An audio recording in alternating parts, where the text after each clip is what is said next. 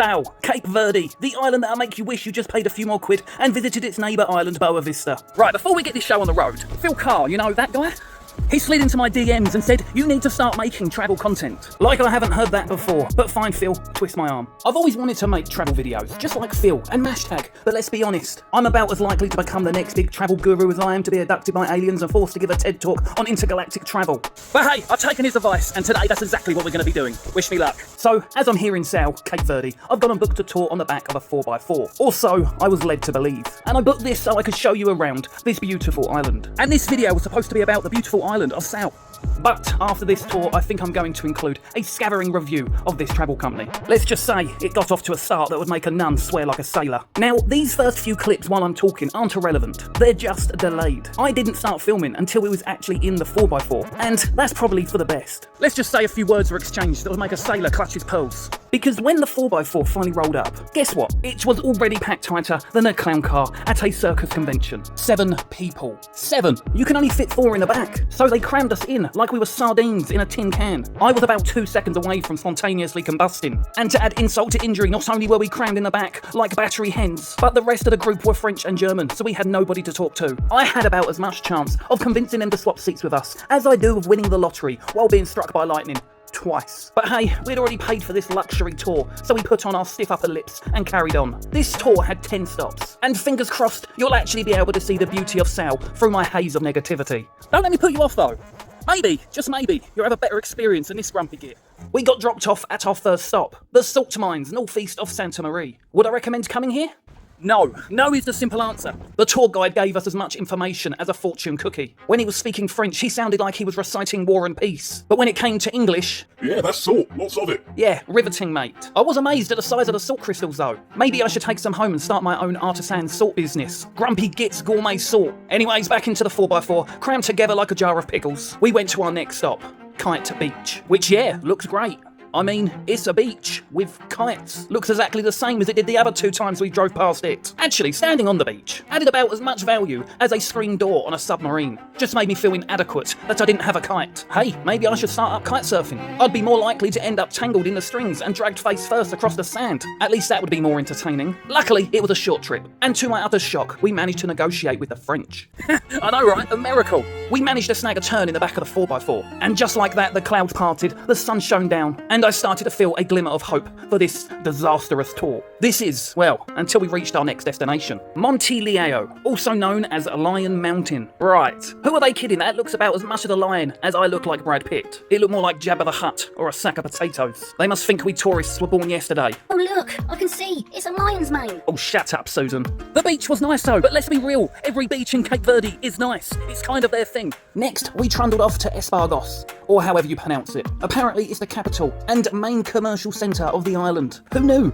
Certainly not our tour guide. He was too busy trying to flog us peanuts and dropping them all over the floor, the filthy animal. But Espargos itself wasn't half bad. Lots of colour, a bit of art. I'd call it the Balamori of Sal, just with fewer cheerful residents and a few more stray dogs roaming the streets. I'd love to tell you more about Espargos, but as I mentioned, our tour guide was about as informative as a potato. He just wandered around with his hands in his pockets, looking like he'd rather be somewhere else. Maybe he was off in his mind, dreaming of a world where he wasn't surrounded by clueless tourists. Hey, I can't blame him. And just to make things even more delightful, it was now our turn back in the sardine can as we head to the Mirage. This part of the trip, though, did give me a bit of a reality check along the drive. I mean, here I am, whining about a cramped car and a useless tour guide, when there are people living in these conditions. It really makes you think, doesn't it? You know, it was a bit of a shock, to be honest, seeing these self-made huts, hobbled together from scraps of metal and wood, held together by hopes and dreams and probably a bit of duct tape. It was almost as depressing as when I realised the window button in the 4x4 was broken, and I was starting to cook like a lobster in a midday sun. I was hoping the next stop would take my mind off the poverty I just witnessed. But oh, dear God, what a waste of time. I mean, you do see a mirage, because, well, that's what we paid to see. But it was about as impressive as a puddle after light rain. This was like saying we're going to see the Eiffel Tower and then showing us a picture of a rusty nail. I had more fun paying the €2 to use the toilet and browsing the overpriced souvenir gift shop. So I'd actually like to have done the voiceover while walking around, but as you can hear, it is very windy. And unfortunately, you have to deal with me not wearing my hat, which I know is a bit weird for you guys, but as I said, it's very windy, I would have lost it by now. But hey, at least this voiceover is better in hindsight. I've had time to calm down, pour myself a stiff drink, and come to terms with the fact that I've been robbed of a decent tour. Anyways, back to the tour.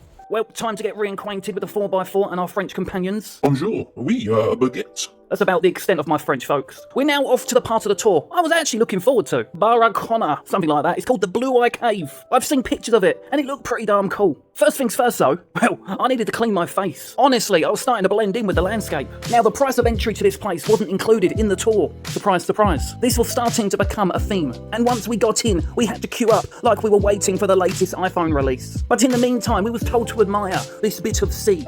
Yep, that's sea. Amazing. Then we were herded around to the other side, past a table in the shape of sail, and there was a map of sail made out of sand. Thrilling. Then we went up some stairs to see the same bit of sea, but from a slightly different angle. Oh yeah, wow, the wonder. Oh yeah, you haven't seen Lady K yet, have you? Well, there she is. But that's enough of her. Look at my t-shirt. Finally, after an eternity of waiting, it was our turn to see the Blue Eye. The moment I'd been waiting for. And I mean waited. Because we waited and waited and waited. And finally, there it was. A hole. A big, underwhelming hole. I've seen more light escape from a black hole. Seriously, what a letdown. And don't give me any of that, You come at the wrong time of year nonsense. they should have told me that before I wasted hours of my life. It was like Christmas morning as a kid, only to find Santa brought you socks and underwear. So yeah, I'd say my advice on that one is don't waste your time. And of course, before we left, they made sure to show us the same bit of sea crashing against the rocks. But yet again, from another angle. Because apparently we hadn't seen enough of that already. Let's hope stop number 7 is better. Now, even though it was our turn in the back of the 4x4, it felt like a waste because it only took 5 minutes to get there. This, my friends, is Palmera Fishing Village. Apparently, it's the 3rd busiest port in Cape Verde. Yeah, again, I had to Google that. Our tour operator was about as useful as a chocolate teapot. To be honest, it was fine. It's a fishing village with boats and ships and stuff. Not exactly the 8th wonder of the world, let's just say. I won't be rushing back. So right, back into the clown car and off to lunch. Now, where are we going? Your guess is about as good as mine. They told me that lunch would be in the middle of the tour. This was a 3rd to last stop, more like the middle of the bloody end of the tour. The restaurant looked alright, I guess. But then I saw the prices on the menu and my heart sank. Yep, you've guessed it, lunch wasn't included either. Shocker. But I was starving, so I resigned myself into being ripped off, wiped the dust off my face, and ordered a beer and something that vaguely resembled a chicken dish. I'm not quite sure where they've took us, but this restaurant is literally in the middle of nowhere. So that's the restaurant, right? And that's everything around us. Oh, and on top of that, the driver's Jesus left us here. Let's just hope the food don't suck as much as that sunburn on my forehead. And did it suck? Let's just say I've had more flavourful cardboard. And it cost me €40. 40 euros for that. I probably could have bought to this island for that price. But hey, at least the driver eventually showed up, and it was our turn in the back again. He put his foot down too this time, probably trying to make up for lost time, which ironically was his fault in the first place, considering he was half hour late picking us up. Oh yeah, I forgot to mention that, didn't I? Yeah, that was the cherry on top of this disaster of a tour. But my mood was starting to improve, because I knew we was heading to Shark Bay. And guess what? As soon as we got there, some bloke tried to charge us €6 just to walk us into the water. €6 to walk into the sea. I gave him a look that could curdle milk, and I said, mate, I know where the sharks are. There's about 100 people standing over there. So that's what we did. We walked over there on our own, and we saw some amazing sharks. I even tested out my phone's waterproofing. It was a triple win. We saved €6, we saw some sharks, and now I know my phone can survive a dip in the ocean. This was definitely the best part of the tour so far. 10 out of 10 would recommend. I'm absolutely so good. I'd say that was so far the best thing of today. We actually got what we thought we were going to get, and I've been paying extra for zero reason. But wait, there's more. One more stop. The Pedra de Lum crater, an extinct volcano with sort evaporation ponds that you can swim in. I've read about this place and I was actually very excited, but our tour guide, bless his cotton socks, tried to convince us to just look from a distance. Yeah, right. Like I was going to let him ruin the one thing I was actually looking forward to. So we paid the entrance fee, another one, and headed down to the Salt Lake. Now, I did go for a swim, but I didn't film it, because, well, you know, common sense. This water is so buoyant, if I dropped my phone, it would be like trying to find a needle in a haystack. A very salty haystack that you can't physically swim under. And trust me, you don't want to get this water in your eyes. It's like being stabbed in the eyeballs with tiny salt daggers. But despite the eye-burning agony, it was the best part of the day. We didn't get long in there, but I am going back. I'm going to rent a car, a moped, a donkey, whatever it takes, and spend a few hours at the Salt Lake. It was that good. But for now, it's time to wrap this video up. Back into the sauna, aka the 4x4 with a broken window, and off to our 5-star resort.